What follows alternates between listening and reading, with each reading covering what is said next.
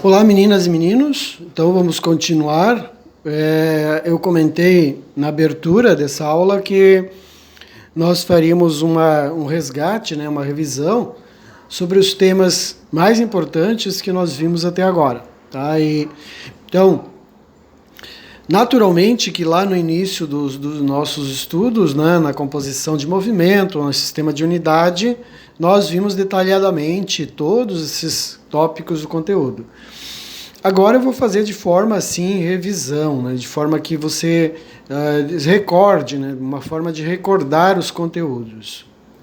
Então, dentro dos temas, nós vamos abordando ali os principais pontos, principalmente as equações, as funções horárias do movimento em questão, né? Então, lembrando que lá no início nós vimos o Sistema Internacional de Unidades, né? O Sistema Internacional de Unidades ele tem as grandezas fundamentais, né, que é o metro para comprimento, o tempo é o segundo e a massa é o quilograma. Ambas as unidades pertencem lá às 7 grandezas fundamentais que compõem o Sistema Internacional e que, de certa forma, nós usamos, nos problemas, usamos com mais intensidade, né? Então, movimento uniforme, a principal característica desse movimento está na velocidade, né? Nós podemos atribuir outras características, mas a principal é a velocidade no movimento uniforme. O próprio nome já diz, movimento uniforme. O movimento uniforme ele é caracterizado porque um dado sistema, um dado corpo, lá, um móvel, ele vai percorrer distâncias iguais em intervalos de tempos iguais.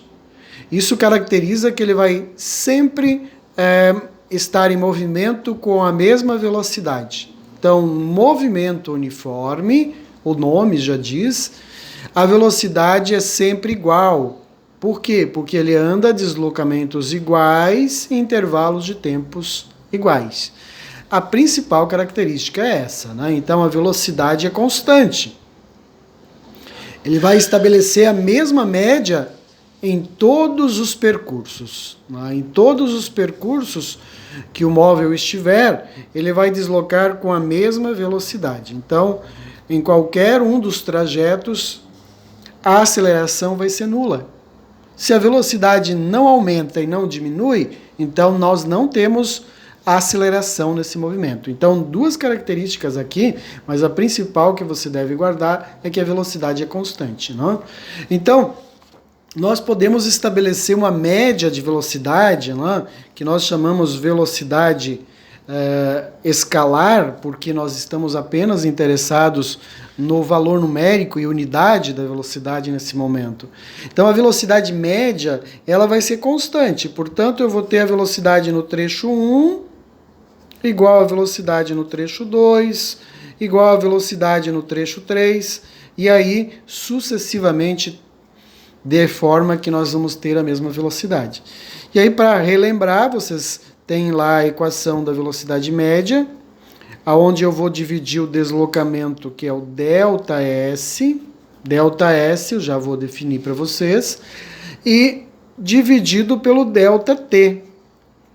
Chama-se razão, né? Razão entre o deslocamento dividido pelo tempo. Aqui também poderia usar a letra D, de distância, deslocamento, poderia usar o X, a variável que eu for usar aqui, né, simbolicamente, ela vai representar todo o percurso que o móvel vai percorrer, né? Lembrando que o ΔS, então, o delta representa a variação, gente. Variação é o espaço percorrido, certo? A distância que ele percorreu. Então, o ΔS é definido como a última posição.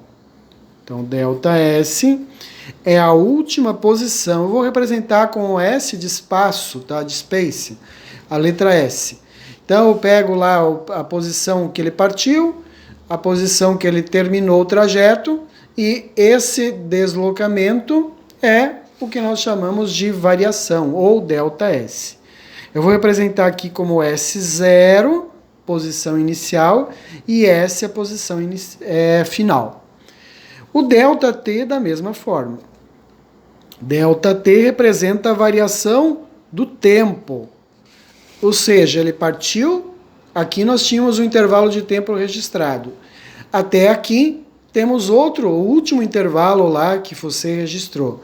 E o tempo de percorrer essa distância é a variação, ou seja, o último intervalo de tempo, sugeri que é o 2 aqui, menos o primeiro, isso é o T e o 0.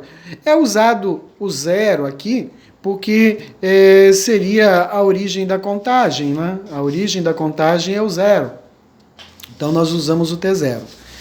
Então o movimento uniforme é caracterizado por o móvel percorrer espaços iguais com tempos iguais, isso nós vamos ter uma velocidade constante. Logo, a aceleração dele vai ser nula, vai ser 0. E aí, para nós descobrirmos a posição que o móvel está no trajeto, nós usamos a função horária da posição. Então, seria função, né? Função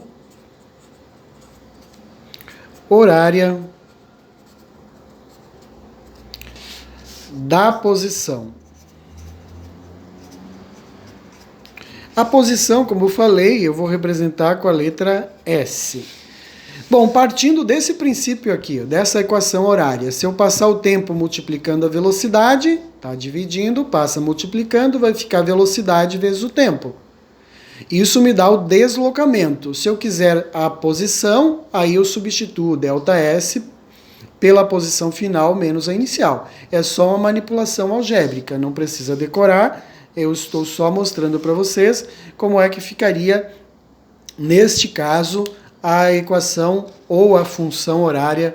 Horária porque depende do tempo, a posição que ele vai estar depende do tempo. Então, ficaria manipulando aquela equação ali, onde a velocidade média é igual à velocidade no trajeto. Nós podemos passar o tempo, passando o tempo para um lado, vai ficar deslocamento é igual a velocidade multiplicada pelo intervalo de tempo ΔT. O intervalo quer dizer o tempo final menos o inicial.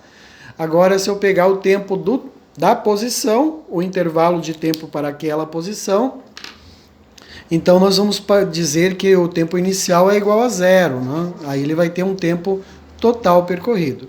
Bom, fazendo essa manipulação, substituindo aqui a última posição pela primeira, a equação horária da posição ficaria assim.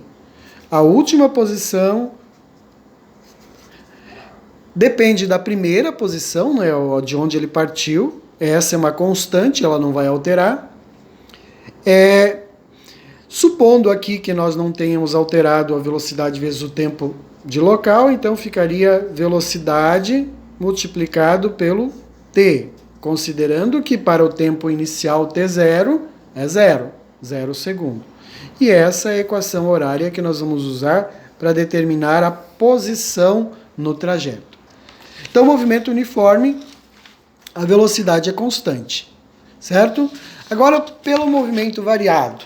Nós já vimos o movimento variado lá, e o que caracteriza o movimento ser variado? A velocidade alterar, a velocidade varia com o tempo.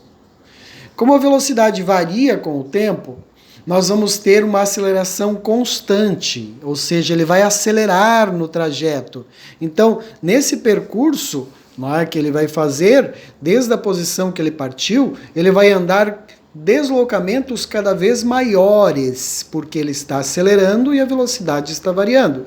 Então, o primeiro trecho, aí no segundo trajeto, nós já vamos ter uma distância maior, um deslocamento maior, em função dele acelerar com valor constante. Então, aqui ele vai ter uma aceleração, que nós vamos dizer que essa aceleração é constante.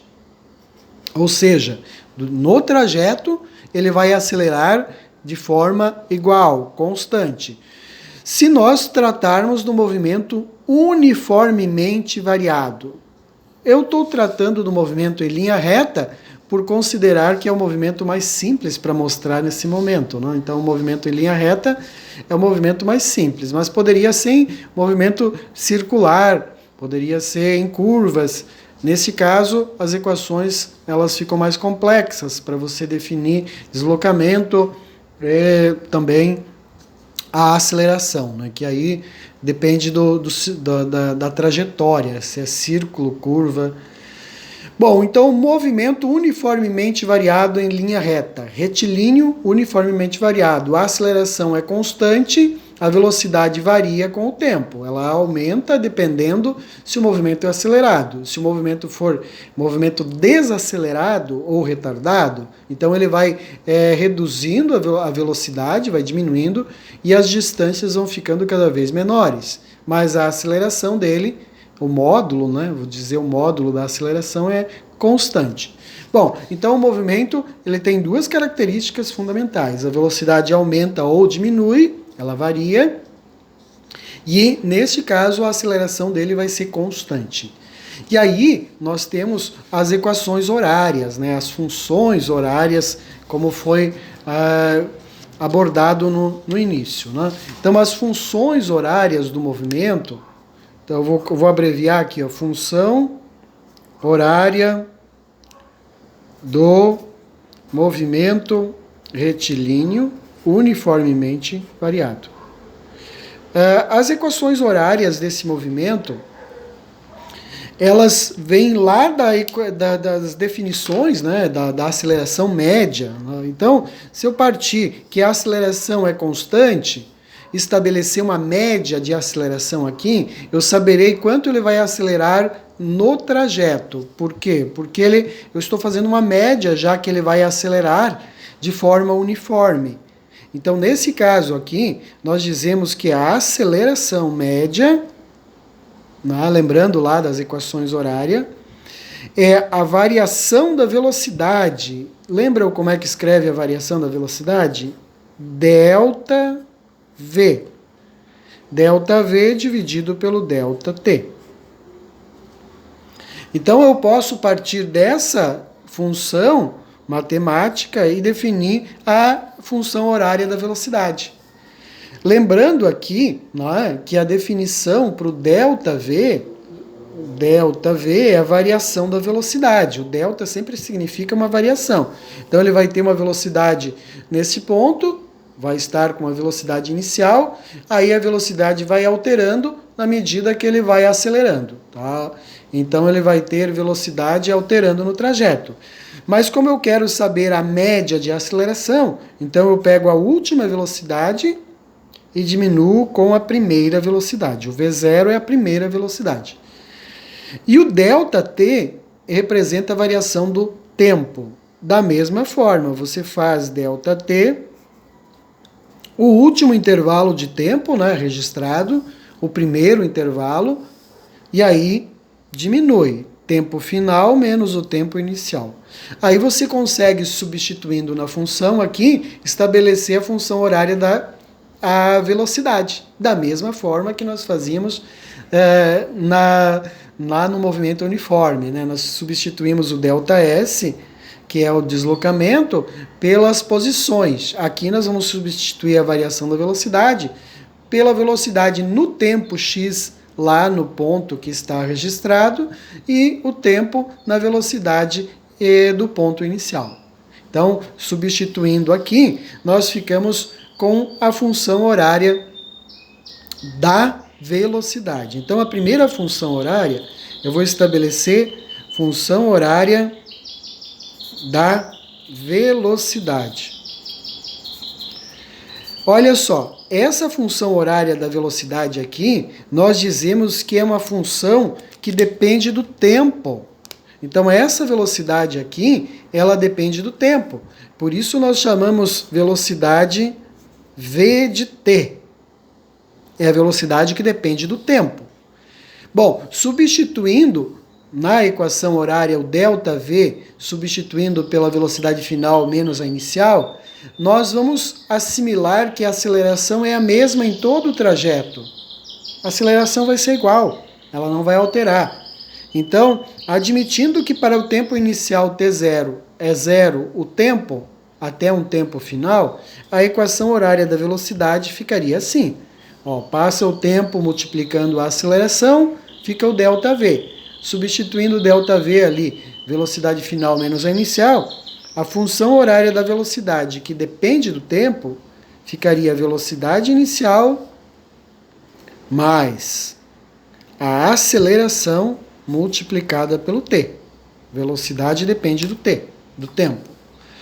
Certo? E aí nós temos a função horária da velocidade no movimento uniformemente variado em linha reta. Agora, se eu for estabelecer a velocidade para descobrir o deslocamento no trajeto aqui, né, a manipulação algébrica ela dá um pouco mais de trabalho, né, para você chegar na função matemática que vai definir o intervalo de tempo. Fugindo um pouquinho da manipulação algébrica, né, da função da posição em função do tempo, né, a função horária da velocidade que depende do tempo, então ela ficaria escrita dessa forma, manipulando a equação. Lá na aula eu mostrei a dedução, né, algébrica. Então a função horária da posição.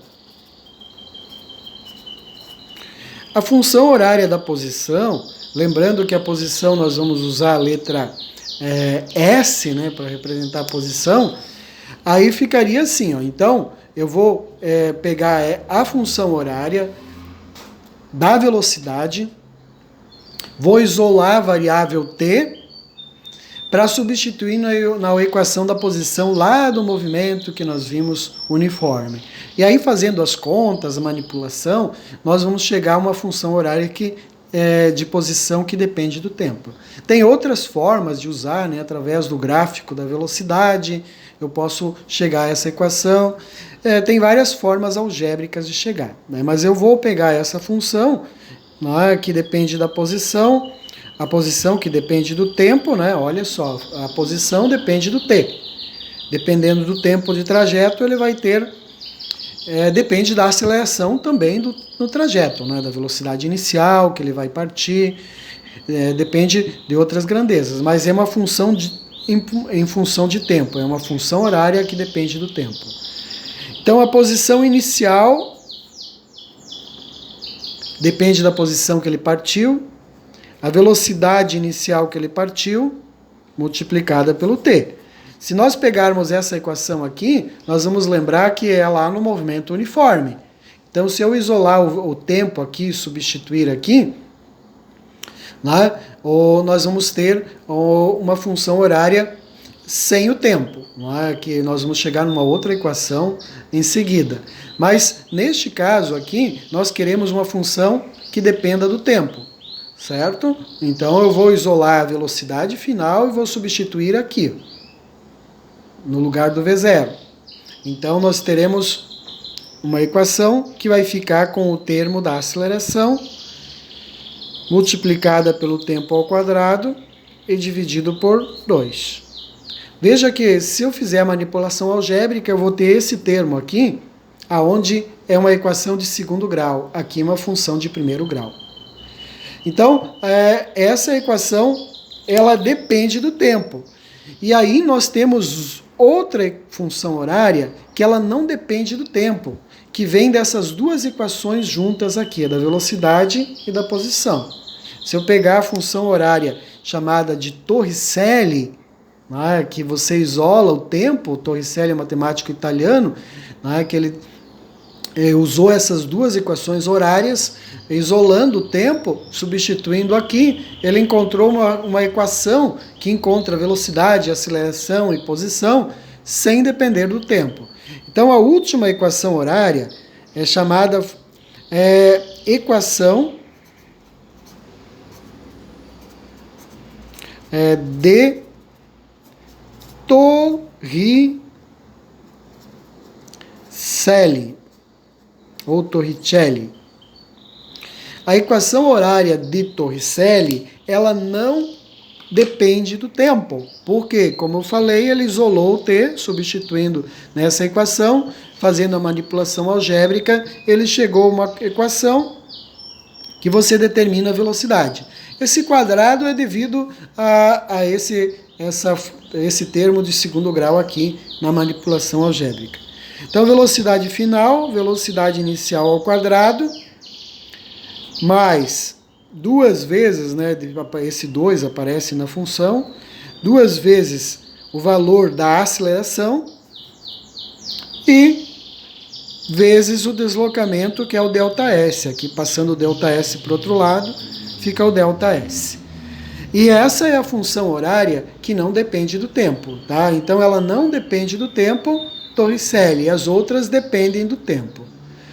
Então, essa parte é a parte do movimento variado, as equações horárias. Aí eu posso aplicar essas equações horárias no movimento vertical. Eu posso pegar essas equações horárias e aplicar no movimento vertical. Esse movimento vertical é o movimento de queda livre. Ele é um movimento dito livre porque ele não tem resistência do ar. Você está analisando sem o efeito de resistência do ar. Então, o objeto está numa trajetória vertical, ele está caindo, né? Ele está caindo sem resistência do ar. Portanto, ele vai, a cada intervalo de tempo, ele vai ser acelerado pela gravidade. Nós estamos trabalhando uma queda livre sem resistência do ar. Então, o único fator que vai fazer com que o objeto altere as posições dele é a ação do campo de gravidade. Aí o campo de gravidade aqui nós já vimos que ele varia dependendo da altura, não? Nesse caso, a queda livre, então, ela está sem resistência do ar. Aí nós temos a ação da gravidade, que é a aceleração, né? Nós chamamos isso de gravidade, representa com a nomenclatura G, ela está organizada no mesmo sentido que o objeto está caindo. Então aqui a velocidade dele no início, nós dizemos que é a velocidade inicial, V0. No ponto inicial, na queda livre, ele começa a partir do zero a velocidade, vai aumentando com o tempo. Então aqui, nesse ponto, ele vai ter uma velocidade 1, que depende da aceleração do campo de gravidade. Até chegar no tempo 2, que vai depender da ação da gravidade. Então aqui ele vai ter a velocidade no ponto 1, aqui a velocidade no ponto 2. Certo? Então, aí nós aplicamos ali o movimento de queda livre com as mesmas equações do movimento variado. Lembrando que aqui a aceleração era no movimento horizontal. A aceleração era constante. Aqui, no movimento variado, a aceleração da gravidade é constante. Então, nós vamos substituir o A pelo G. E essa equação vai determinar a velocidade que ele vai cair, ou a velocidade na queda livre, né, que depende do tempo. Como ele parte do zero no movimento de queda livre, então essa primeira parte da equação ela vai sumir, vai sair. E aí ficaria assim. A função horária da velocidade de queda livre. É a função que depende do tempo, né? Então, considerando que a velocidade inicial é igual a zero, nós vamos ter que a velocidade de queda, para você determinar a velocidade que ele está caindo, ficaria a velocidade em função do tempo. É a gravidade G, né, substituindo o A pelo G, multiplicado pelo intervalo de tempo T. E aí você determina a velocidade em qualquer ponto do trajeto. Da mesma forma, você poderia determinar qual é a altura que o objeto vai estar na queda livre. Nós vamos trocar a letra S pela letra H para mostrar que é o movimento vertical. Poderia usar também outra letra, o Y, por exemplo, na vertical e o X na horizontal. Poderia usar o Y aqui. Mas normalmente usa a letra H para representar o espaço que ele percorreu no movimento vertical. Então ele está no ponto de altura da queda, aí vai ter uma outra altura até chegar no nível do chão aqui, no nível de referência zero, certo? Nesse ponto aqui nós temos a referência igual a zero. Então nesse ponto a altura é nula. E aí nós temos a equação horária da altura. A equação horária da altura, você vai atribuir que a velocidade no início é zero e nós temos a altura do ponto inicial, que você poderia considerar igual a zero, tá? Porque você conta aqui, ó, zero aqui até chegar lá na altura máxima. Então, considerando que aqui esse ponto, o h inicial é igual a zero, então aqui nós vamos ter a altura inicial zero.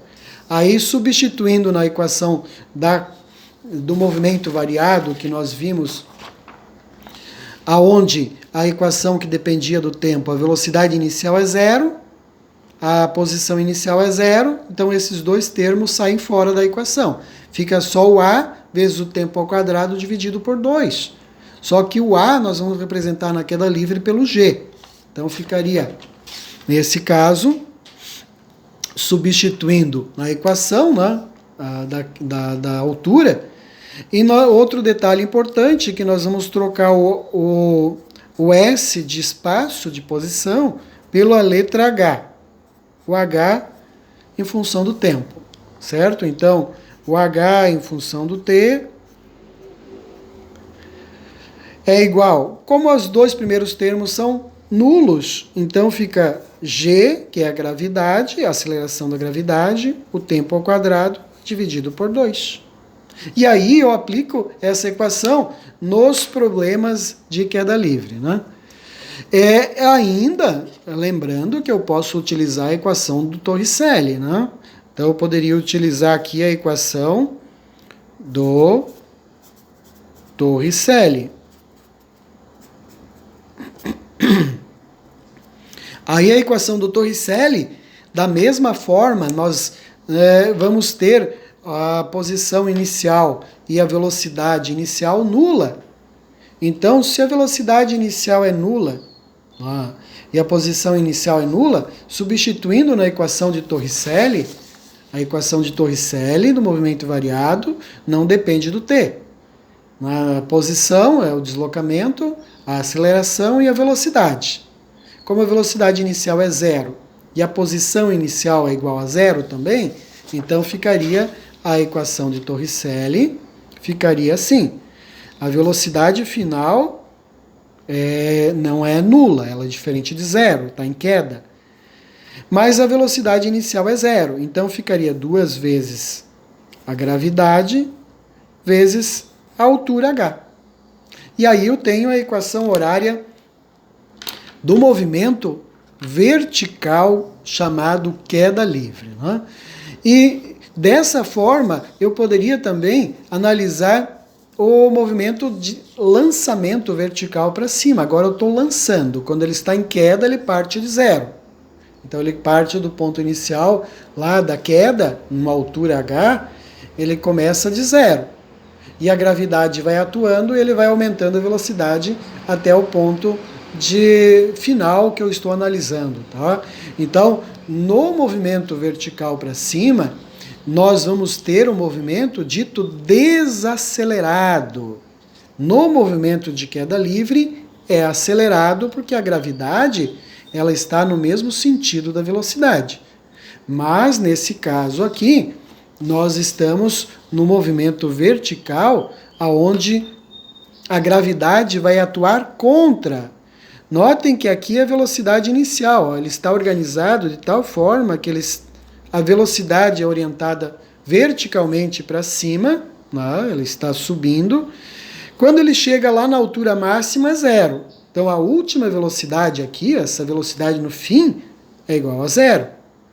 E a gravidade vai fazer todo o trabalho de desacelerar, porque a gravidade ela sempre atua no sentido vertical para baixo, ou seja, para o centro da Terra. Então a gravidade é um vetor, eu não estou usando a linguagem vetorial, estou usando, como eu falei no início, a forma escalar. Então a gravidade orientada para baixo e a velocidade orientada para cima. Portanto, é desacelerado. A aceleração da gravidade reduz a velocidade. Bom, então, a cada intervalo de tempo, a gravidade vai reduzindo a velocidade até chegar na altura máxima, ele para. Lembrem sempre que na altura máxima, então o H aqui é o máximo. No H máximo, a velocidade é zero.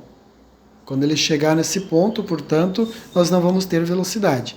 E aí eu posso escrever também as equações horárias do movimento variado para o movimento vertical, de lançamento vertical, né, para cima. No lançamento vertical para baixo também poderia escrever, mas normalmente a gente usa a análise da queda livre e parte do princípio que a velocidade inicial é zero, mas basta analisar em função de uma velocidade v, né? Então aqui eu tenho a equação da velocidade, que depende do tempo. Agora nós temos uma velocidade inicial e vamos ter a próxima velocidade. Então, trocando o A pelo G, a equação horária da velocidade ficaria assim. Então, função horária da velocidade. Lembrando que é a velocidade em função do tempo, né? Então é v em função de t, portanto eu vou colocar aqui o t como a velocidade é dependente do tempo, né? Aí nós vamos ter uma velocidade inicial. Como a gravidade vai atuar no sentido contra, veja que a gravidade para baixo, velocidade para cima, então eu vou trocar o sinal aqui, né?